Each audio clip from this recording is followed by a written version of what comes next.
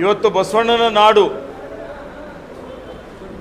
ಸಮಾಜಕ್ಕಾಗಿ ಸಮಾಜ ಧಾರ್ಮಿಕ ಕ್ರಾಂತಿ ಮಾಡಿದಂಥ ಪವಿತ್ರ ಭೂಮಿ ಬಸವ ಕಲ್ಯಾಣದಲ್ಲಿ ಕಾಂಗ್ರೆಸ್ ಪಕ್ಷದ ಕಾರ್ಯಾಲಯ ಉದ್ಘಾಟನೆ ಮಾಡಿದ್ದೇವೆ ಮತ್ತು ನಮ್ಮ ಪಕ್ಷದ ಪ್ರಚಾರಕ್ಕೆ ಚಾಲನೆಯನ್ನು ಕೊಟ್ಟಿದ್ದೇವೆ.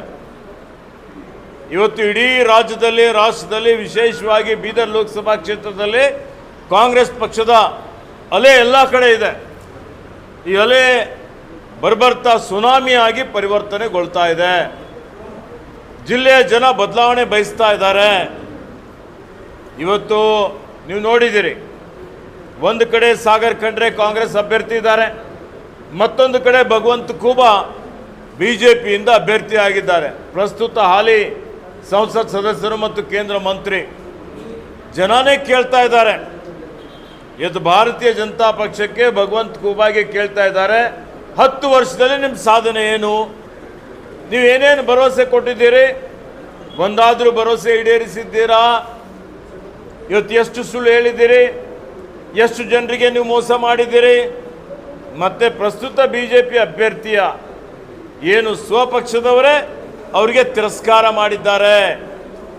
ಇವತ್ತು ಅವ್ರಿಗೆ ಕೇಳ್ತಾ ಇದ್ದಾರೆ, ಏನು ನಿಮಗೆ ನಿಮ್ಮ ತಲೆಗೆ ಅಧಿಕಾರ ಹೋಗಿದೆ?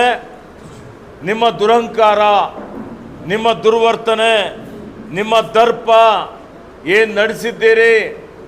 ಇವತ್ತು ಯಾವುದೇ ಜನಪರ ಕಳಕಳಿ ಇಲ್ಲದೆ ಕರೋನಾ ಸಮಯದಲ್ಲಿ ಮೌನಾಚರಣೆ ಮಾಡಿ ಹಾದಿಯಲ್ಲಿ ಬೀದಿಯಲ್ಲಿ ಆಕ್ಸಿಜನ್ ಇಲ್ಲದೆ, ರೆಮ್ಡೆಸಿವಿರ್ ಇಂಜೆಕ್ಷನ್ ಇಲ್ಲದೆ, ಬೆಡ್ ಇಲ್ಲದೆ, ಆಂಬ್ಯುಲೆನ್ಸ್ ಇಲ್ಲದೆ ಜನ ಸಾಯ್ತಾ ಇದ್ದಂಥ ಸಂದರ್ಭದಲ್ಲಿ ಇವತ್ತು ನೀವು ಮನೆಯಲ್ಲಿ ಇದ್ದೀರಿ ಸುರಕ್ಷಿತವಾಗಿ.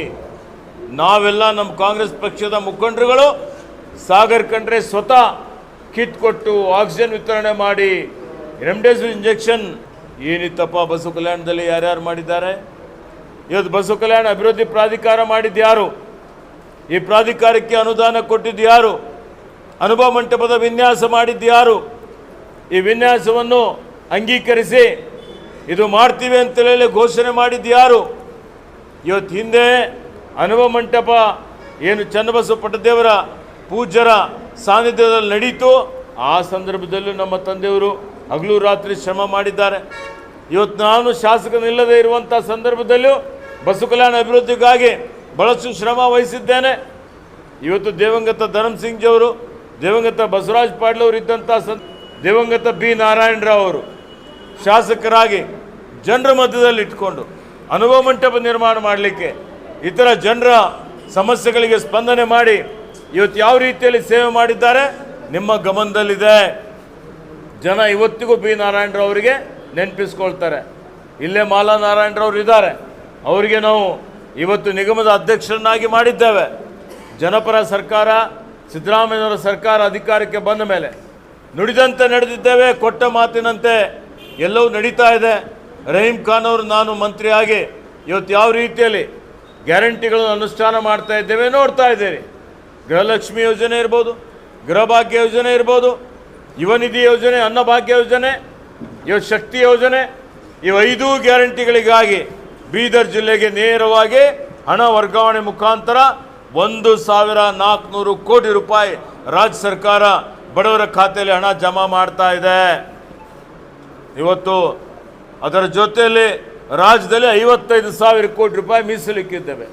ವಿರೋಧಿಗಳು ಮಾತಾಡ್ತಾರೆ, ಲೋಕಸಭೆ ಚುನಾವಣೆ ತನಕ ಮಾತ್ರ ಗ್ಯಾರಂಟಿ. 5 ವರ್ಷ ಸರ್ಕಾರ ಇದೆ, ಮುಂದೇನು ಈ ಗ್ಯಾರಂಟಿಯನ್ನು ಮುಂದುವರಿಸ್ತೀವಿ ಅನ್ನುವಂಥ ಮಾತನ್ನು ನಾನು ಇಲ್ಲಿ ಹೇಳಿಕೆ ಬಯಸ್ತಾ ಇದ್ದೇನೆ. ಅದಕ್ಕೆ ಆತ್ಮೀಯ ಬಂಧುಗಳೇ, ತಮ್ಮ ಮುಖಾಂತರ ನಾನು ಜಿಲ್ಲೆಯ ಜನತೆಗೆ, ಬಸವ ಕಲ್ಯಾಣ ಜನತೆಗೆ ಒಂದು ವಾಗ್ದಾನ ಮಾಡಲಿಕ್ಕೆ ಬಯಸ್ತಾ ಇದ್ದೀನಿ. ಏನಪ್ಪ ಅಂತ ಹೇಳಿದರೆ, ನಾವೇನು ಅನುಭವ ಮಂಟಪಕ್ಕೆ ಭದ್ರ ಬುನಾದಿ ಹಾಕಿದ್ದೀವಿ, ಈ ಕಾಮಗಾರಿ ನಡೀತಾ ಇದ್ದಾಗ ಮಾನ್ಯ ಮುಖ್ಯಮಂತ್ರಿಯವರು 50 ಕೋಟಿ ರೂಪಾಯಿ ಅನುದಾನ ಬಿಡುಗಡೆ ಮಾಡಿದ್ದಾರೆ. ಅದಕ್ಕೆ ಎಷ್ಟೇ ದುಡ್ಡು ಹತ್ತಲಿ 2025 ಒಳಗಾಗಿ ಅನುಭವ ಮಂಟಪವನ್ನು ಪೂರ್ಣಗೊಳಿಸ್ತೀವಿ ಅನ್ನುವಂಥ ಭರವಸೆಯನ್ನು ತಮ್ಮ ಮುಖಾಂತರ ಬಸವ ಕಲ್ಯಾಣ ಜನರಿಗೆ ಕೊಡಲಿಕ್ಕೆ ಇಷ್ಟಪಡ್ತಾ ಇದ್ದೀನಿ. ಇವತ್ತು ಅದೇ ರೀತಿಯಲ್ಲಿ ಬಸವ ಕಲ್ಯಾಣ ನೀರಾವರಿ ಯೋಜನೆ ಇರ್ಬೋದು, ಬಸವ ಕಲ್ಯಾಣ ರಾಜ್ಯ ಮಟ್ಟದಲ್ಲಿ, ರಾಷ್ಟ್ರ ಮಟ್ಟದಲ್ಲಿ, ಅಂತಾರಾಷ್ಟ್ರೀಯ ಮಟ್ಟದಲ್ಲಿ ಧಾರ್ಮಿಕ ಆಧ್ಯಾತ್ಮಿಕ ಕೇಂದ್ರವಾಗಿ ಇದು ಅಭಿವೃದ್ಧಿ ಆಗಬೇಕು ಅನ್ನುವಂಥ ಏನು ನಮ್ಮ ಉದ್ದೇಶ ಇದೆ. ನಾನೇ ಇವತ್ತು ಸಭಾಭವನ ಉದ್ಘಾಟನೆ ಮಾಡಿದ್ದೆ.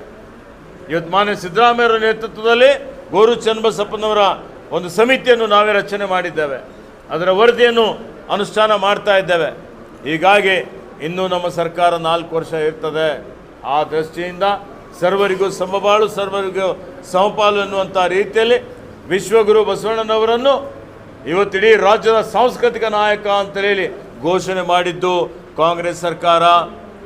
ಇವತ್ತು ಬಸವಣ್ಣನವರ ಭಾವಚಿತ್ರ ಪ್ರತಿ ಸರ್ಕಾರಿ ಕಚೇರಿಯಲ್ಲಿ ಹಾಕಬೇಕು ಅಂತೇಳಿ ಕಡ್ಡಾಯವಾಗಿ ಸರ್ಕಾರಿ ಆದೇಶ ಮಾಡಿದ್ದು ಕಾಂಗ್ರೆಸ್ ಸರ್ಕಾರ. ಇವತ್ತು ಶರಣೆ ಅಕ್ಕಮಹಾದೇವಿ ತಾಯಿಯವರ ಹೆಸರಿನಲ್ಲಿ ಏಕೈಕ ಮಹಿಳಾ ವಿಶ್ವವಿದ್ಯಾಲಯ ನಾಮಕರಣ ಮಾಡಿದ್ದು ಕಾಂಗ್ರೆಸ್ ಸರ್ಕಾರ. ಹೀಗಾಗಿ ಕಾಂಗ್ರೆಸ್ ಸರ್ಕಾರ ಬುದ್ಧ ಬಸವ ಅಂಬೇಡ್ಕರ್ ಅವರ ತತ್ವಾದರ್ಶಗಳಿಂದ ಪ್ರೇರಣೆ ಪಡೆದು ಸರ್ವರ ಉದ್ಧಾರ, ಸರ್ವರ ಕಲ್ಯಾಣ ಗಮನದಲ್ಲಿಟ್ಟುಕೊಂಡು ನಾವು ಅನೇಕ ಕಾರ್ಯಕ್ರಮಗಳನ್ನು ರೂಪಿಸ್ತಾ ಇದ್ದೇವೆ. ಈ ರಾಜ್ಯವನ್ನು ಅಭಿವೃದ್ಧಿ ಪಥದತ್ತ ತೆಗೆದುಕೊಂಡು ಹೋಗ್ತಾ ಇದ್ದೇವೆ. ಹೀಗಾಗಿ ಸಾಗರ್ ಖಂಡ್ರೆ ಒಬ್ಬ ಕಿರಿಯ ವಯಸ್ಸಿನ ಒಬ್ಬ ಕ್ರಿಯಾಶೀಲ ಯುವಕ ಅಂತ ಹೇಳ್ಬೋದು. ನನ್ನ ಮಗ ಇದ್ದಾನೆ ಅಂತ ಹೇಳ್ತಾ ಇಲ್ಲ. 4 ವರ್ಷದಿಂದ ಸಮಾಜದಲ್ಲಿ ತನ್ನನ್ನು ತಾನು ಸೇವೆಯಲ್ಲಿ ತೊಡಗಿಸಿಕೊಂಡು ಇವತ್ತು ಮಾನ್ಯ ಮಲ್ಲಿಕಾರ್ಜುನ್ ಖರ್ಗೆಜಿಯವರ, ಶ್ರೀಮತಿ ಸೋನಿಯಾ ಗಾಂಧಿಯವರ, ರಾಹುಲ್ ಗಾಂಧಿಯವರ ಮಾರ್ಗದರ್ಶನದಲ್ಲಿ ಅವರೆಲ್ಲರ ಸಹಮತದಿಂದ ಇವತ್ತು ಮಾನ್ಯ ಸಿದ್ದರಾಮಯ್ಯಜಿಯವರು, ಮಾನ್ಯ ಡಿ ಕೆ ಶಿವಕುಮಾರ್ ಅವರು ಮತ್ತು ನಮ್ಮ ಬೀದರ್ ಜಿಲ್ಲೆಯ ಎಲ್ಲ ಪ್ರಮುಖ ಮುಖಂಡರುಗಳು, ರಾಜಶೇಖರ್ ಪಾಟೀಲ್ರವರು, ಬಿ ಆರ್ ಪಾಟೀಲ್ರವರು, ರಹೀಂ ಖಾನ್ರವರು, ಇವತ್ತು ಭೀಮರಾವ್ ಪಾಟೀಲ್ರವರು, ಚಂದ್ರಶೇಖರ್ ಪಾಟೀಲ್ರವರು, ಅರವಿಂದ್ ಅರಳಿಯವರು, ನಮ್ಮ ಜಿಲ್ಲಾಧ್ಯಕ್ಷರಾದಂಥ ಜಾಬ್ ಶೆಟ್ಟಿಯವರು, ವಿಜಯ್ ಸಿಂಗ್ರವರು, ಶಿಂದೆಯವರು, ಇವತ್ತಿಲ್ಲಿರುವಂಥ ಅಶೋಕ್ ಕೇನಿಯವರು, ಎಲ್ಲರ ಒಂದು ಒಮ್ಮತದ ಅಭ್ಯರ್ಥಿಯಾಗಿ ಎಲ್ಲ ಮಾಲವರನ್ನು ಸೇರಿಸಿಕೊಂಡು ಎಲ್ಲರ ಒಂದು ಪ್ರತಿನಿಧಿಯಾಗಿ ಒಬ್ಬ ಯುವಕರಿಗೆ ಅವಕಾಶ ಕೊಡಬೇಕು. ಯುವ ಶಕ್ತಿ ಇವತ್ತು ದೆಹಲಿಯ ಲೋಕಸಭೆಯಲ್ಲಿ ಗರ್ಜಿಸಬೇಕು, ನಮ್ಮ ಸಮಸ್ಯೆಗಳಿಗೆ ಸ್ಪಂದನೆ ಮಾಡಬೇಕು, ಬೀದರ್ ವಾಯ್ಸ್ ಆಫ್ ಬೀದರ್ ಆಗಬೇಕು ಅಂತ ಹೇಳಿ ಸಾಗರ್ನನ್ನು ಇವತ್ತು ಕಾಂಗ್ರೆಸ್ ಪಕ್ಷದ ವರಿಷ್ಠರು ಅಭ್ಯರ್ಥಿಯಾಗಿ ಇವತ್ತು ನೇಮಕ ಮಾಡಿದ್ದಾರೆ, ಕಣದಲ್ಲಿ ಇಳಿಸ್ತಾ ಇದ್ದಾರೆ.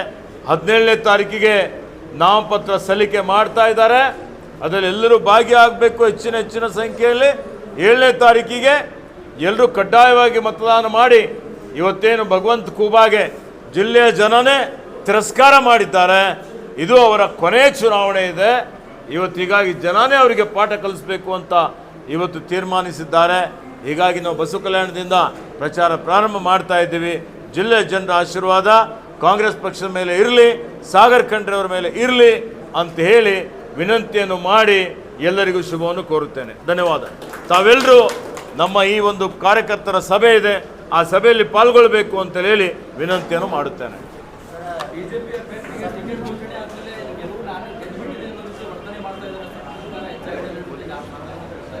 ಅವರಿಗೆ ನಡುಕ ಹುಟ್ಟಿದೆ, ಭಯ ಹುಟ್ಟಿದೆ, ಹತಾಶ ಮನೋಭಾವನೆಯಿಂದ ಹೇಳಿಕೆ ಕೊಡ್ತಾ ಇದ್ದಾರೆ.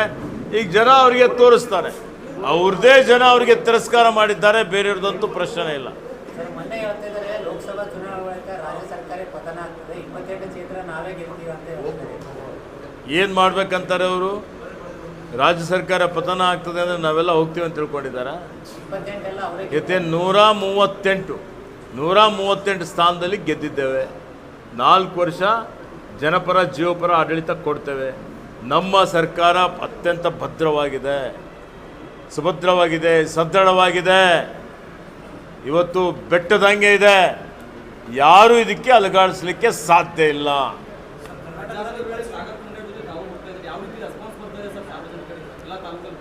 ನೀವೇ ನೋಡ್ತಾ ಇದ್ದೀರಿ ಯಾವ ರೀತಿಯಲ್ಲಿ ಇವತ್ತು ಜನರ ಒಂದು ಬೆಂಬಲ ಇದೆ ಅನ್ನುವಂಥದ್ದು. ನಾವು 10 ಜನ ಕರೆದ್ರೆ 20 ಜನ ಬರ್ತಾ ಇದ್ದಾರೆ, 20 ಜನ ನಿರೀಕ್ಷೆ ಮಾಡಿದರೆ 100 ಜನ ಬರ್ತಾ ಇದ್ದಾರೆ. ಸ್ವಯಂ ಪ್ರೇರಣೆಯಿಂದ, ಸ್ವಯಂ ಇಚ್ಛೆಯಿಂದ ಬೀದರ್ ಜಿಲ್ಲೆಯಿಂದ ಭಗವಂತ ಖೂಬಾಗೆ ಬೈ ಮಾಡಬೇಕು ಅಂತ ತೀರ್ಮಾನ ಆಗಿದೆ. 20ರಿಂದ 25 ಸ್ಥಾನಗಳಲ್ಲಿ ಗೆಲ್ತೀವಿ. ನೋಡಿ, ನೀವು ಮಾಧ್ಯಮದವರಿದ್ದೀರಿ ಇವತ್ತು, ಅರ್ಥ ಆಯ್ತಾ? ಇವತ್ತು ಆ ರೀತಿಯಲ್ಲಿ ಯಾವ ರೀತಿಯಲ್ಲಿ ನಾವು ಕೆಲಸ ಮಾಡ್ತಾ ಇದ್ದೀವಿ. 28 ಗೆಲ್ಬೋದು, ಅರ್ಥ ಆಯ್ತಾ? ಈ 28 ಗೆದ್ದಿವಿ ಅಂತ ಹೇಳಿದ್ರೆ ಯಾರು ನಮ್ಮ